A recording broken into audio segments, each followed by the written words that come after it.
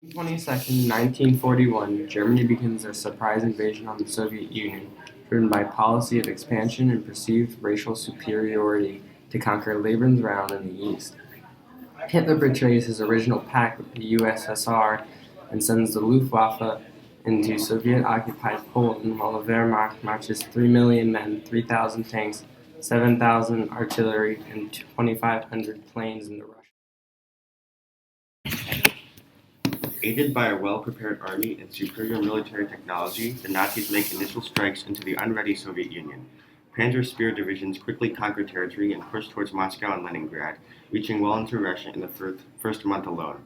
Hitler appears to be close to his 2 to 3 month victory after all. The air superiority of the Luftwaffe was pivotal in establishing dominance over the Soviets in the initial months of operation. On the first day of the campaign, the Luftwaffe destroyed 2,000 of Soviet aircraft. In the return, Luftwaffe lost 35 planes, and 15 of those were lost because of the bomb malfunctions.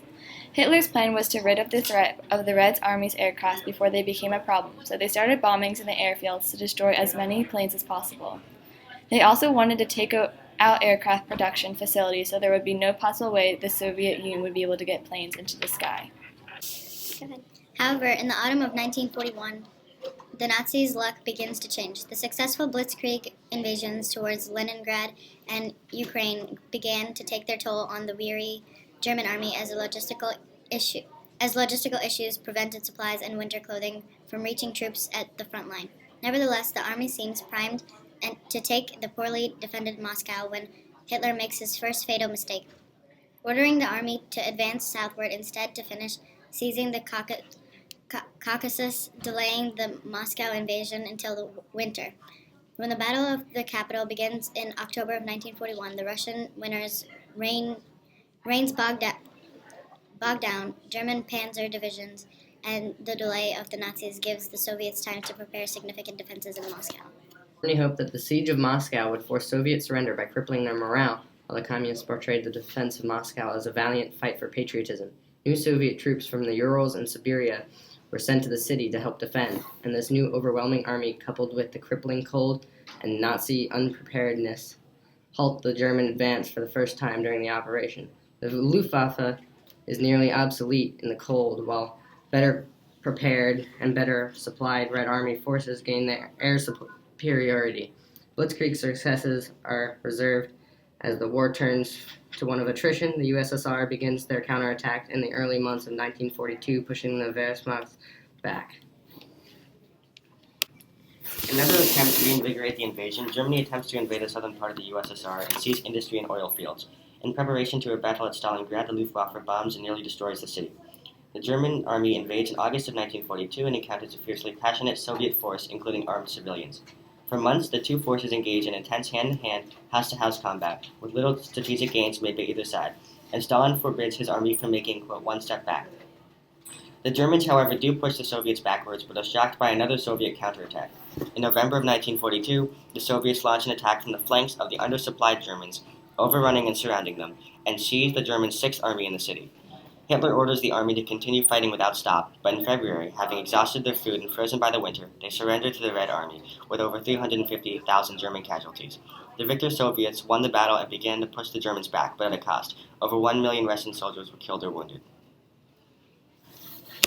With the entire operation nearing collapse in July of 1943, the Germans launch a last-ditch attack against the Soviet Union in Kursk.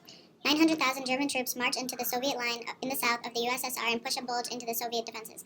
However, the Russians had anticipated such an attack and carefully placed minefields and anti-tank weapons to wreak havoc on the Germans. The Soviets began to counterattack on July 12th and continued to push the Germans back towards the original border and into German territory. Whenever you're ready. You ready? The failed Operation Barbarossa was one of the largest military operations in history, having included almost 4 million Axis troops and nearly 3 million Soviets. In the early salvos of the invasion, the Germans had a tactical advantage. Their surprise dismissal of the non-aggression pact and their numerical troop advantage overwhelmed the defenders. However, Soviet perseverance of victory, strategic retreats, and superior industry allowed them to slow down the blitzkrieg and win the war of attrition. One military technology that aided the Russians was the T-34 tank. It outperformed all panzers that Germany was bringing to the war in both raw armor as well as gunpowder.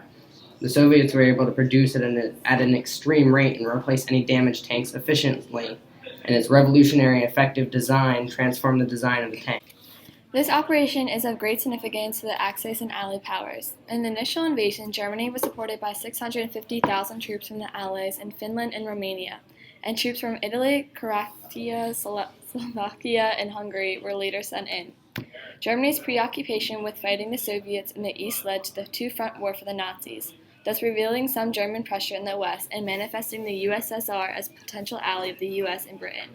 Had the Soviets succumbed to the German invasion, the Nazis would have concentrated their troops on the Western Front and likely would have repelled any potential Allied invasion. The Soviet invasion of Germany marches onto Berlin and to the key instrument of the Nazi surrender. Good. Operation Barbarossa was and continues to be a clear example of total war and emphasized the Clausewitzian trifecta of war theory. For chance, the Nazis did not anticipate the Soviet manpower ability to replenish reserves. This miscalculation, due to lack of data, led to massive German losses at Stalingrad and Moscow. In addition, the Germans' advance would be slowed in part, halted by the raging Russian winter, which bogged down tanks and froze soldiers. The German invasion brought the war to the people in attempts to force a surrender at Moscow and Stalingrad. However, Soviet civilians were armed and tasked to fight without surrender, instead aiding the Russians. Political decisions on the part of the leaders Stalin and Hitler greatly influenced the operation too. Stalin's decision to forbid civilian or military abandonment with the punishment of death forced the Soviets to fight harsh combat and prevented a quick surrender.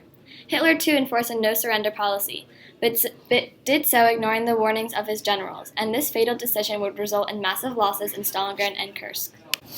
Civilians and troops alike were armed and forced to fight in emotional hand-to-hand combat with little to no restraint. Surrender or retreat was avoided despite its potential strategic advantages, and the Luftwaffe bombed civilian homes and industry. Both sides pursue unconditional surrender, with the Germans attempting to annex Soviet territory and the subsequent Soviet counter-invasion attempting to entirely occupy Germany. After rapid gains in the early battles of the operation, the Germans were slowed and eventually repelled by the determined and replenished Soviet army, who continued to push the Germans into their own territory towards Berlin.